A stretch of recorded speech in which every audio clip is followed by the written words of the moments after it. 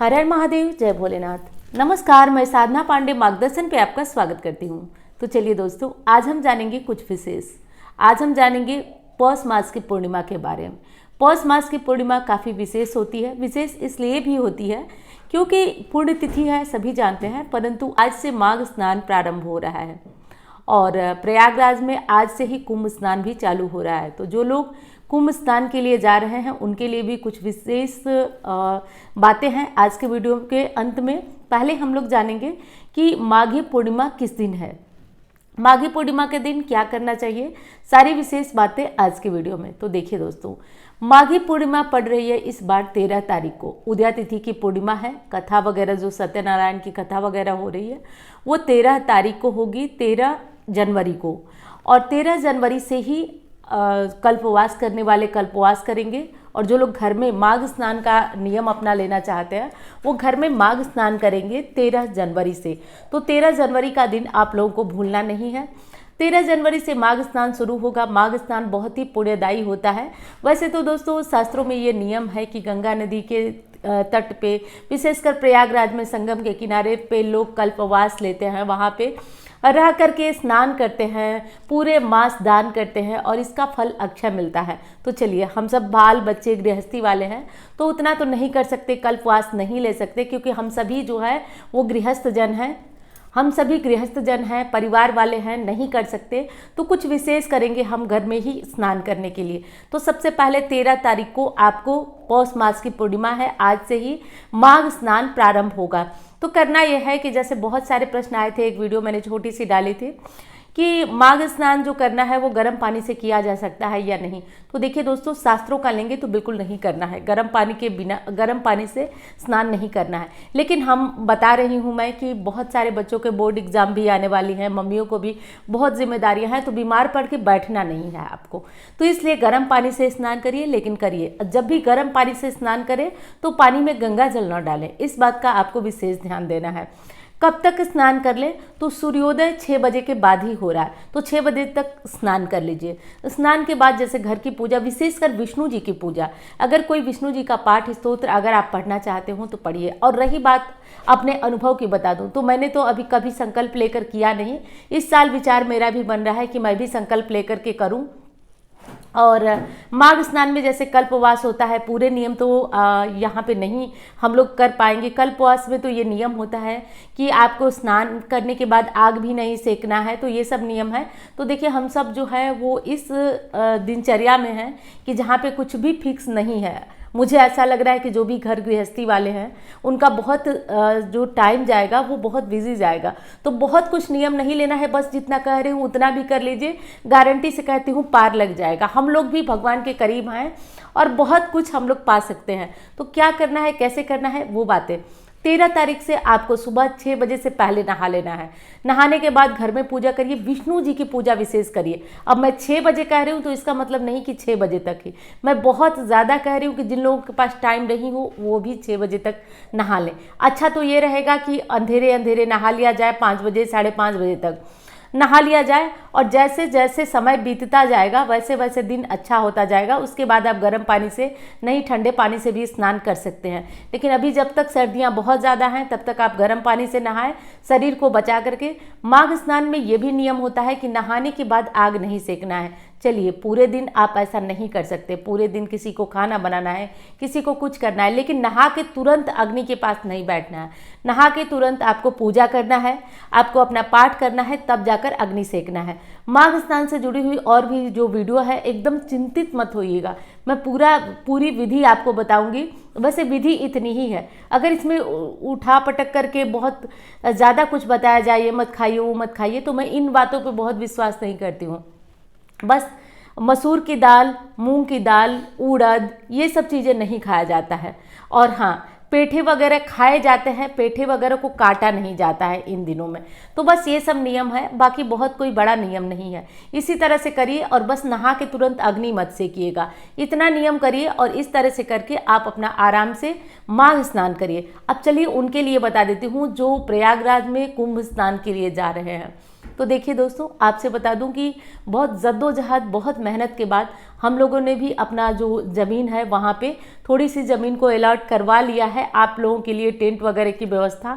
जो लोग प्रयागराज में कुंभ स्नान करने जा रहे हैं उनके लिए टेंट वगैरह की व्यवस्था हम लोगों ने भी कराई है हमारे मार्गदर्शन परिवार की तरफ से, जो लोग भी जा रहे हैं। क्योंकि देखिए भीड़ बहुत ज़्यादा है, लगभग 40 करोड़ जनता का प्रेडिक्शन है कि वहाँ आएगी कुंभ स्नान के लिए। और वहाँ पे अगर आप बिना बुकिंग के गए तो होटल तो छोड़ दीजिए, होटल तो मिलते नहीं है क्योंकि वहाँ इतने होटल है नहीं। और आम दिनों में जब जाएंगे तो होटल नहीं खाली रहेंगे, तो इन दिनों में तो बात ही हटा दीजिए। तो आप लोगों के लिए वैसे ही चाहे कोई छोटा जाए चाहे बड़ा जाए, वही टेंट की व्यवस्था है। तो भगवान की, भोलेनाथ की कृपा से सौभाग्यवश बहुत भीड़ हुई है, बहुत भाग दौड़ हुई है, बहुत जद्दोजहद के बाद हम लोगों ने भी वहाँ अपने टेंट की व्यवस्था करा ली है। ठीक जो योगी आदित्यनाथ जी का टेंट है उनके बगल में ही हम लोगों को भी एक टेंट बनाने की व्यवस्था मिल गई है, काम वहाँ पे चल रहा है। जो लोग जा रहे हैं वहाँ पे और ऐसी कोई बुकिंग नहीं कराए हैं और जाके वहाँ पे स्नान के लिए आप कहीं अपना सामान रखेंगे, रात को विश्राम करेंगे और कहीं जगह आपको है नहीं, तो बिना बुकिंग के, बिना कहीं जानकारी के जाइएगा मत। क्योंकि ये समझिए कि 13 किलोमीटर में कुंभ का मेला लगा है, आप परेशान हो जाएंगे, कहाँ जाएं, कहाँ रहें, कैसे करें। तो वहाँ पे हमारे मार्गदर्शन परिवार का बोर्ड लगा होगा मार्गदर्शन का, और मेरा चित्र भी होगा जिससे आप उस जगह को, उस चीज़ को पहचान पाएँ।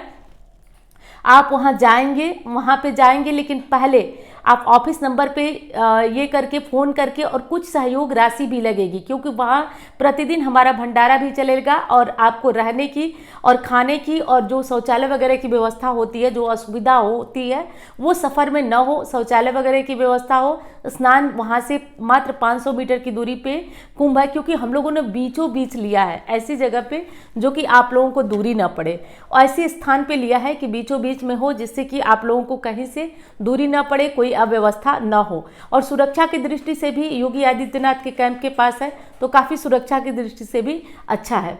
तो ये सब बातें हैं। और जो लोग जाना चाहते हैं स्नान के लिए वो लोग अपना डेट और कितने लोग आएंगे ये ज़रूर बता दीजिएगा, क्योंकि हम लोग उतनी व्यवस्था नहीं कर पाएंगे।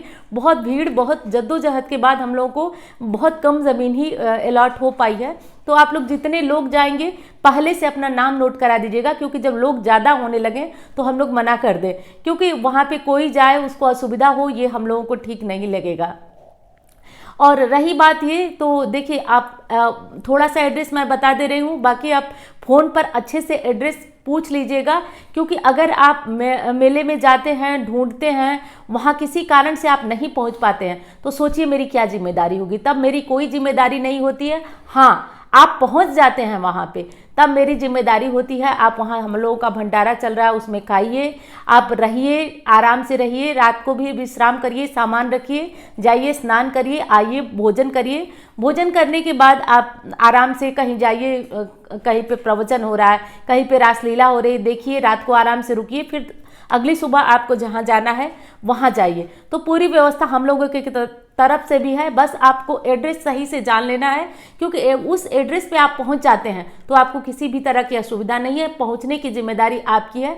थोड़ा सा मैं बता देती हूँ आपको, गंगौली शिवाला के पास सेक्टर 19 में है, ठीक है। सेक्टर 19 में गंगौली शिवाला के ठीक सामने, गंगौली शिवाला बहुत बड़ा शिवाला है, उसके ठीक सामने है, तो आपको काफ़ी आराम होगा। मैंने बताया ना, बीचों बीच में। और सबसे बड़ी पहचान होगी, योगी आदित्यनाथ जी का बहुत बड़ा कैंप है, उनके ठीक बगल में है, तो आप लोगों को सबसे बड़ी पहचान तो ये होगी। बाकी ऑफिस नंबर पर फ़ोन करिए, उनसे जानकारी लीजिए, अपना दिन बताइए कि किस दिन आप आने वाले हैं, और उनको ठीक बताइएगा, ठीक कि कितने पर्सन जाने वाले हैं।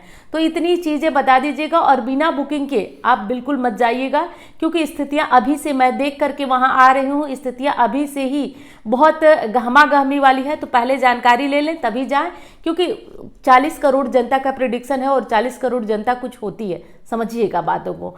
तो इतनी ज़्यादा भीड़ होने वाली है, तो इसमें प्री बुकिंग आपकी रहेगी तो उचित है। और हाँ, एक चीज़ और बता दूं कि बहुत कम अमाउंट आप लोगों से लिया जा रहा है। आप लोग वहाँ जाइए, रात को रुकिए, खाना खाइए, अपना जो प्रवचन देखना है, सुनना है वो देखिए, वहाँ ठहरिए, अगले दिन अपना प्रस्थान करिए। तो स्नान करने की ये व्यवस्था है, और मैंने भी कोशिश किया है आप लोगों के लिए, एक छोटा सा प्रयास कर रही हूँ कि कि आप लोगों को असुविधा ना हो। हमारे मार्गदर्शन परिवार के लोग, वहाँ कोई एक रहेगा जो आपको फ़ोन से बताता रहेगा। और हाँ, रही बात ये कि मैं वहाँ किसी को अगर भेज दूँ भी आपको लेने के लिए स्टेशन वगैरह, तो सोचिए वो पहचान ही नहीं पाएगा, इसलिए आपको दिक्कत होगी। इसलिए मैंने कहा है कि एड्रेस अच्छे से जानिएगा, अच्छे से जान के जगह पे पहुंचेगा। अगर आप वहां पे पहुंचते हैं तो आपको हर सुविधा मिलेगी, नहीं पहुंच पाते हैं तो इसमें मेरी किसी तरह की कोई जिम्मेदारी नहीं होगी, तो पहले ये जान लीजिएगा। चलिए, मैं मिलती हूँ आपसे अन्य वीडियो में।